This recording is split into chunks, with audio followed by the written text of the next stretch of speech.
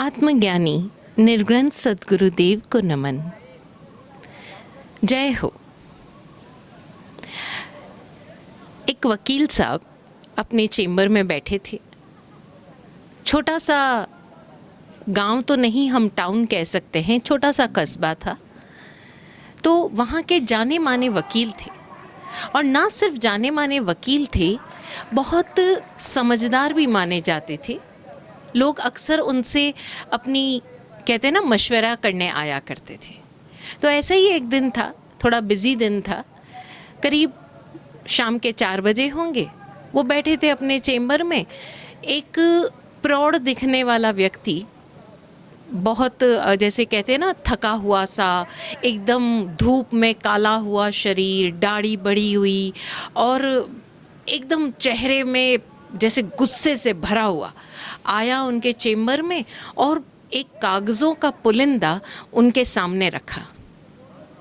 मुझे उस फ्लैट पर स्टे चाहिए वकील साहब, आप ये कागज़ देखकर बता दीजिए कि इसमें और क्या क्या कागज़ कम है। वकील साहब ने उसको ऊपर से नीचे तक देखा, अनुभवी नज़र थी, पहचान गए कि कुछ ज़्यादा ही गुस्से में भरा हुआ है। उन्होंने अपने नौकर को आवाज़ दी, पानी मंगवाया और उनसे कहा, बाबा बैठिए, पानी लीजिए। नहीं साहब, आप तो बस पेपर देख लीजिए और मुझे बता दीजिए, चाहे जितना खर्चा आए, चाहे जो पैसा लगे, मुझे उस फ्लैट पर स्टे चाहिए। वकील साहब अनुभवी थे। उन्होंने कहा, आज मैं ज़रा व्यस्त हूँ, ऐसा कीजिए आप शनिवार को आइए, मैं तसल्ली से तब तक सारे पेपर्स जांच लेता हूँ और तब बात करते हैं। ठीक 4 दिन बाद वो व्यक्ति आया। आज चेहरे पर उतना गुस्सा नहीं था, लेकिन बहुत शिद्दत के साथ, जैसे कुछ कर ही डालना है, ऐसी एक डिटर्मिनेशन उसके चेहरे पर था। वकील साहब ने बैठने का इशारा किया तो वो बैठा। बिना कोई भूमिका बांधे वकील साहब ने कहना शुरू किया, तुम 2 भाई और एक बहन हो। पिता बहुत बचपने में गुजर गए, माँ भी जल्दी ही चल बसी। तुम 9वीं पास हो और तुम्हारा भाई इंजीनियर। अपने भाई को इंजीनियर बनाने के लिए तुमने कोई कसर नहीं छोड़ी। भरपेट खाना नहीं खाया, कभी अच्छा कपड़ा नहीं पहना, दूसरों के खेतों में दिन रात एक कर तुमने अपने भाई को इंजीनियर बनाया। हैसियत ना होते हुए भी शहर के बेस्ट इंजीनियरिंग कॉलेज में शिक्षा दीक्षा दिलवाई। धीरे धीरे वहाँ पढ़ते पढ़ते भाई वहीं हॉस्टल में रहने लगा। हॉस्टल में रहने के बाद उसने आगे पढ़ाई जारी की, और जारी करते करते तुम्हारे दिल में एक सुकून आया कि अब नौकरी लगेगी और तुम्हारे ऊपर की जिम्मेदारियों का बोझ थोड़ा कम होगा। लेकिन भाई ने वहीं पर नौकरी तो की ही, साथ ही नौकरी करने के साथ ही वहीं शहर में बिना तुम्हें बताए शादी भी कर ली, और धीरे धीरे उसका आना शहर में, तुम्हारे कस्बे में, तुम्हारे गांव में कम होता चला गया। जैसे ही नौकरी शुरू हुई, तुमने चूंकि कर्जा ले रखा था, उससे दरकार की कि भाई मुझे ज़रा मदद करो। मदद करना तो दूर, उसने और बहानेबाजी शुरू कर दी कि बहुत ज़्यादा कर्जा है, अब घर में चूंकि परिवार बढ़ रहा है, तो उसने वहाँ पर एक फ्लैट ले लिया है जिसका भी कर्जा है और वो चुकाना पड़ेगा। तो बजाय कि मैं तुम्हारी मदद करूँ, तुम गांव की ज़मीन बेचकर उसमें से मेरा हिस्सा मुझे दो। और तुम्हारा गुस्सा ये है कि मैं उसे एक फूटी कौड़ी नहीं दूंगा गांव की ज़मीन में से, मुझे उस फ्लैट पर स्टे चाहिए। आखिर उसने जो कुछ खरीदा है मेरी मेहनत के कारण खरीद पाया है। ये सब सुनते सुनते उस व्यक्ति के चेहरे पर कई अलग अलग रंग आ जा रहे थे। गुस्सा था कि बढ़ता जा रहा था। वकील साहब कुछ क्षण रुके और कहा, तुम यही चाहते हो ना कि मैं वो कार्रवाई करूं? ठीक है, मैं कार्रवाई कर दूंगा, कोई प्रॉब्लम नहीं है, कागज़ पूरे हैं। लेकिन उससे पहले मैं तुमसे कुछ कहना चाहता हूं, अगर तुम सुनना चाहो। व्यक्ति चूंकि इतनी देर से वकील साहब को सुन रहा था, उनकी हर बात अक्षरशः सत्य थी, उसने तय किया कि मैं वकील साहब की बात सुनूं।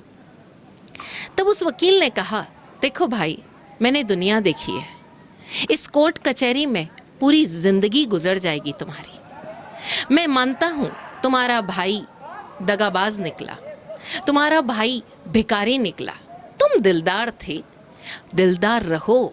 तुमने हमेशा अपना हाथ ऐसे रखा है, ऐसे ही रखो, क्यों हाथ ऐसे करते हो? कोर्ट कचहरी का चक्कर छोड़ो, कुछ नहीं आना जाना है, पूरी जिंदगी बर्बाद हो जाएगी और कुछ नहीं मिलेगा।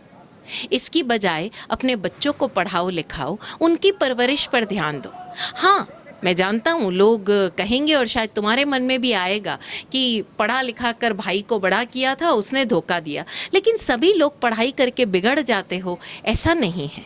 मेरी मानो तो अपने बच्चों पर ध्यान दो, जितनी ज़मीन बची है मेहनत करो और खेती करो। आने वाले कुछ समय में तुम एक फ्लैट तो क्या, न जाने कितने फ्लैट ले दोगे।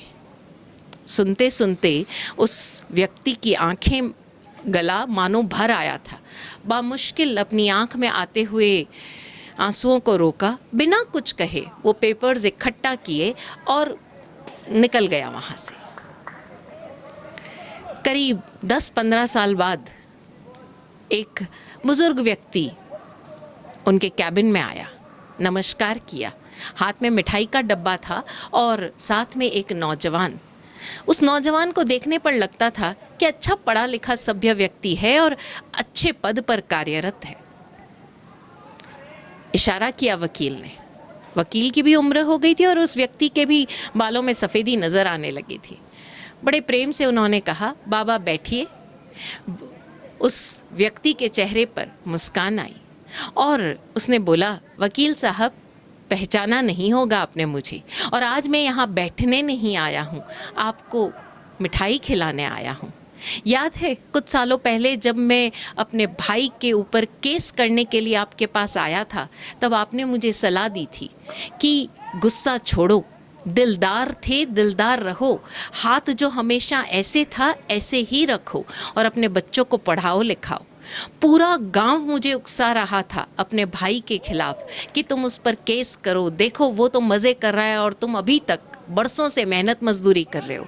लेकिन मैंने किसी की नहीं सुनी और मैंने आपकी बात पर ध्यान दिया और आपकी बात पर ध्यान देकर मैंने अपने बच्चों की परवरिश पर पूरी अपना ऊर्जा लगा दी और आज आपकी ही कृपा से, आपकी समझाइश से मेरे बच्चे बहुत अच्छी नौकरी पर है। उन्होंने शहर में एक अच्छे पद पर ज्वाइन कर लिया है और घर भी खरीद लिया है। गांव में ज़मीन जो पहले थी उतनी की उतनी ज़मीन और ख़रीद ली है। मेरा दूसरा बच्चा भी पढ़ाई कर रहा है और पूरी होते होते उसको भी अच्छी नौकरी लग जाएगी। सच, उस दिन गुस्से में मैं न जाने क्या कर डालता और आज शायद अपने बच्चों का भविष्य भी बर्बाद कर डालता। वकील साहब मुस्कुराकर सिर्फ उस मिठाई का स्वाद ले रहे थे। सच, गुस्से को सही दिशा दी जाए तो क्या कुछ हो सकता है। देखा जाए तो आमतौर पर हम सभी के भीतर, हमारे आसपास के जो भी वातावरण में घटनाएं घट रही है, चाहे वो सरकार की तरफ से, चाहे परिवार की तरफ से, चाहे हमारे मित्रों की तरफ से, चाहे हमारे प्रोफेशनल वर्क प्लेस में जो भी घटनाएं घट रही है, उन घटनाओं के प्रति जब जब वो हमारे अनुकूल नहीं होती, प्रतिकूल होती है, तो हमारे भीतर रोष उठना स्वाभाविक है और वो रोष न जाने कब क्रोध में परिवर्तित हो जाता है और मन करता है कि सब कुछ तोड़ दिया जाए, सब कुछ ख़त्म कर दिया जाए। ऐसे हम सभी के भीतर अक्सर भाव उठते ही हैं और अक्सर यंगस्टर्स हो चाहे उम्र दराज व्यक्ति हो, ये प्रश्न बार बार करते हैं कि हम अपने क्रोध को नियंत्रित कैसे करें, गुस्से को हैंडल कैसे करें। अंदर से गुस्सा उबल रहा है, वो बाहर निकल कर न जाने क्या कर डालेगा, हम करें क्या। ऐसी बहुत सारी प्रश्न हम सबके भीतर उठते रहते हैं। तो ज़रा हम देखें तो सही कि ये गुस्सा आता क्यों है। गुस्सा तब आता है जब कोई भी चीज़ हमें अपने अनुकूल नहीं लगती। जब सामने वाले व्यक्ति पर गुस्सा आता है तब हम ज़ोर ज़ोर से चिल्लाने लगते हैं। कई बार तो हमारे आसपास कोई नहीं होता तब भी हमारी इच्छा होती है, जब हम गुस्से में होते हैं, क्रोध में होते हैं, कि हम बस चिल्लाएं। और आपने देखा होगा कई बच्चे, कई यंगस्टर्स ज़ोर ज़ोर से चिल्लाते हैं ताकि उनका गुस्सा निकल जाए। क्यों चिल्लाते हैं हम? क्यों हम गुस्सा करते हैं? क्योंकि हमारे भीतर दूरी है। हम सामने वाले व्यक्ति या उस घटना के प्रति या किसी भी परिस्थिति के प्रति जब एक दूरी बना लेते हैं तब हम गुस्सा करते हैं, तब हम चिल्लाते हैं। देखो ना, व्यक्ति आपके सामने खड़ा है और आपको गुस्सा आया है, लेकिन आप ज़ोर ज़ोर से चिल्लाएंगे। और वहीं अगर वो व्यक्ति आपके सामने खड़ा है और आप प्रेम में हो, आप और वो सामने वाला व्यक्ति दोनों एक प्रेममय संबंध में हो, तब क्या आप चिल्ला कर बात करोगे? नहीं ना। यहाँ तक कि फ़ोन पर व्यक्ति उतनी ही निश्चित दूरी पर होता है, लेकिन जब आप गुस्से में होते हो तब आप इतनी ज़ोर से बात करते हो कि दूसरी मंजिल तक सुनाई देता है। लेकिन जब आप प्रेम में होते हो तब बड़ी धीमे से बात करते हो। फ़ोन पर आवाज़ उतनी ही जा रही है। क्यों हम चिल्ला रहे हैं? क्यों गुस्सा कर रहे हैं? क्योंकि कहीं न कहीं हमारे मनों में, हमारे दिलों में, हमारी आत्माओं में हम एक दूरी महसूस कर रहे हैं। इसीलिए हमें ज़ोर से चिल्ला कर बोलने की आदत पड़ रही है। अगर हम प्रेम में हैं तो फुसफुसा कर भी बोलेंगे ना, तब भी सुनाई देता है। अक्सर आपने देखा होगा कोई बहुत प्रेम से किसी से बात कर रहा है, वो इतना धीरे बात कर रहा है कि उसके पास बैठे व्यक्ति को भी नहीं सुनाई दे रहा है। और फिर धीरे धीरे एक ऐसी लेवल आता है, एक ऐसा स्तर आता है जहाँ पर शब्दों की भी ज़रूरत नहीं होती। होठ मात्र हिलते हैं या कहीं आँखों ही आँखों में बात हो जाती है। वो कब होता है? जब दूरियां कम हो गई। दूरियां कम हो गई यानी जहाँ जैसा मैं हूँ वैसा ही तू है, जो तू है वही मैं हूँ। जहाँ ये एकात्म भाव आ गया वहाँ दूरी ख़त्म। दूरी ख़त्म। आप देखो बहुत सारी चीज़ों के आपको सॉल्यूशंस मिल जाएंगे कि आप गुस्से में क्या करते हो और आप प्रेम में क्या करते हो। और जैसे ही वो दूरी ख़त्म हुई, दो व्यक्तियों के बीच में प्रेम संबंध बढ़ने लगा। ये है एकात्म भावना। एकात्म भावना का अर्थ ये नहीं है कि हम अकेले हैं, अकेले आए अकेले जाएंगे, वहाँ तो फिर सभी से परायापन हो गया। एकात्म भावना यानी मैं और तू एक ही है। ये जो कोई व्यक्ति मेरे आसपास है, जो कोई भी है, चाहे मैं उसे जानता हूँ चाहे नहीं जानता हूँ, वो सब एक ही है। ये एकात्म भावना नमी राजर्षि ने भी भाई थी। उत्तराधीन सूत्र के 9वें अध्याय नमी पवज्या में हम उनकी उस पूरी की पूरी घटना को, उनके भीतर उठते हुए उस भाव को अच्छी तरह समझ पाते हैं। किस तरह उन्होंने उस एकात्म भावना को ना सिर्फ भाया बल्कि जिया। जहाँ उन्हें अपने आसपास जब शक्रेंद्र इंद्र ब्राह्मण का रूप धर उन्हें भिन्न भिन्न प्रकार के प्रश्न पूछते हैं, उन्हें उस संयम मार्ग पर जाने से रोकना चाहते हैं, तब नमी राजर्षि इसी भावना के माध्यम से उन्हें समझाते हैं कि चाहे कोई भी क्यों नहीं हो, चाहे मेरे नगरवासी हो, चाहे रानियाँ हो, सब मैं ही तो हूँ। और जब हम एकात्म ही हैं तो फिर मैं हूँ तो हूँ, नहीं हूँ तो नहीं हूँ, जो हूँ जैसा हूँ हूँ। और ये एकात्म भावना हम सब के भीतर प्रसारित होने लग जाए, ज़्यादा मुश्किल नहीं है। ये एकात्म भावना अगर हमारे भीतर प्रसारित होने लग जाए तो देखो चारों तरफ दुनिया में सद्भाव ही नज़र आएगा। आप सद्भाव ही प्रसारित कर पाओगे, आपके पास कोई और ऑप्शन ही नहीं होगा, और बदले में भी आपको सद्भाव ही मिलेगा। हम जो कहते हैं ना, हम तो सबको इतना प्रेम देते हैं, हम सबके लिए सद्भावना प्रसारित करते हैं, लेकिन बदले में हमें तो बुरा ही मिलता है। कई लोग कहते हैं कि हमने सबकी मदद की, इतना दान दिया, उसको जब ज़रूरत थी उसको पैसा दिया, आज वो तो बिल्कुल नुगरा हो गया, वो तो बिल्कुल मुंह फेर लिया उसने, उसको उस मदद की भी कोई वैल्यू नहीं। लेकिन ज़रा हम गौर करें कि मदद करते वक्त, दान देते वक्त भीतर भाव क्या थे। आपने सामने वाले को अपने से हीनतर समझकर, कमतर समझकर उसकी मदद की थी। वरना तो देखो ना, आज युगों युगों से दानी लोग दान करते ही आए हैं, लेकिन क्या दुनिया में गरीबी कम हुई? नहीं ना। फिर कैसे कम होगी? जब हम देने का, किसी को अपने से कमतर, हीनतर मानकर देने की बजाय जो हमारे पास है उसे बांटने का भाव रखें। गुरुजी अपने भजन की पंक्तियों में कहते हैं, कभी निर्लोभ प्रेम पसारे अगर, प्रेम आनंद जनेगा यही कायदा। आप निर्लोभ, बिना इस भावना से कि मैं किसी की मदद कर रहा हूँ तो मुझे पुण्य मिलेगा, या समाज में मेरा नाम होगा, या कम से कम वो मेरे गुण तो गाएगा।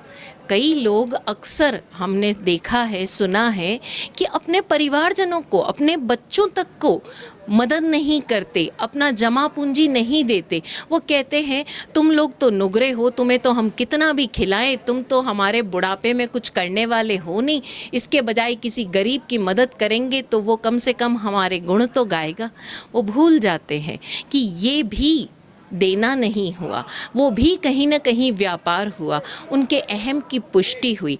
अब उनको दोनों ही तरफ से नुकसान ही मिलेगा। इधर बच्चों के मन में उन्होंने स्वयं खुद के लिए दुर्भावना पैदा कर दी, समय पर मदद न करते हुए, और दूसरी तरफ उन्होंने जिसकी मदद की उसके साथ भी एक प्रकार के व्यवसाय की भावना, एक प्रकार के व्यापार की भावना, एक प्रकार के पुण्य कमाने के लालच की भावना से दिया, और सामने वाले को उसकी हीनता का बोध कराया।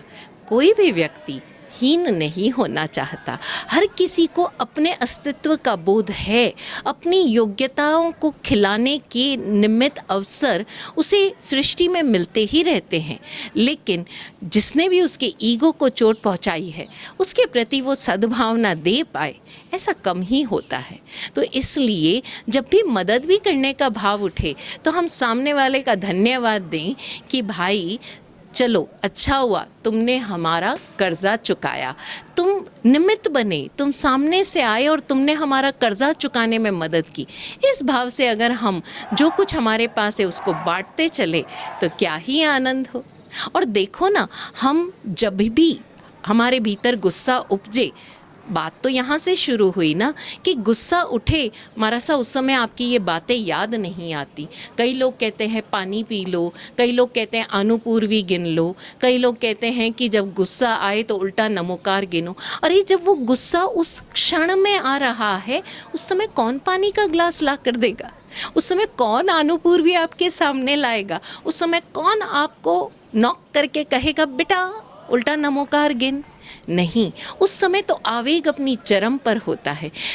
लेकिन अगर हम अपने सामान्य क्षणों में रोज़ाना यही सद्भावना भाते रहें कि चाहे कुछ हो जाए, अगर किसी की कोई भूल भी हो तो मेरे भीतर ये भाव उठे कि मैं उसे माफ़ कर पाऊँ। जब गुस्सा नहीं है तब भी हम ये फीडिंग अपने अंदर रखें, तो जब समय आने पर आवश्यकता होगी तो वही चीज़ सामने आएगी। फॉर एग्ज़ाम्पल, हमारे घर में हम उतना भोजन लाकर रखते हैं, उतनी भोजन की सामग्री लाकर रखते हैं जो 10-15 दिन चल सके। अब ऐसे में अगर 5-10 मेहमान भी आ जाए तो हमें कोई प्रॉब्लम नहीं होती। क्यों? क्योंकि ऑलरेडी हमारे पास स्टॉक में, स्टोरेज में सामान है। कोई बात नहीं, वो सामान 10 के बजाय 7 दिन चलेगा, लेकिन सामान है। हम उस मेहमान को भूखा नहीं भेजेंगे, हम उस भोजन की सामग्री को एडजस्ट कर लेंगे। इसी तरह से जब गुस्सा आएगा तो हमारे भीतर ये जो सद्भावना है, ये जो क्षमा करने की भावना है, ये जो सामने वाले को अपने ही समान समझने की भावना है, उस समय फ्रंट पर, स्क्रीन पर आएगी और हमारे गुस्से को डाइल्यूट कर जाएगी। विराट गुरुजी के भजन की ये पंक्तियाँ हम सबको याद होगी ही, फिर एक बार दोहरा ले। भूल हो कोई भी मुझको कुछ सता पाती नहीं, ठीक है सब आस था संज्ञा से जो जाती नहीं, हर शिकायत क्षमा के कारागृह में बंद है। हर शिकायत क्षमा के कारागृह में बंद है। शिकायत उठेगी लेकिन क्षमा के कारागृह में बंद रहेगी। और धीरे धीरे जब उस शिकायत को समझ ही आ जाएगा कि भैया यहाँ पर शिकायत उठाने का कोई मतलब नहीं है, यहाँ किसी प्रकार की भूल को प्रति अपनी प्रतिक्रिया जाहिर करने का कोई मतलब नहीं है, ये तो क्षमा के कारागृह में ही बंद रहेगी, तो स्वयमेव हमारी शिकायतें कम होती चली जाएगी, हमारा गुस्सा डाइल्यूट होता चला जाएगा।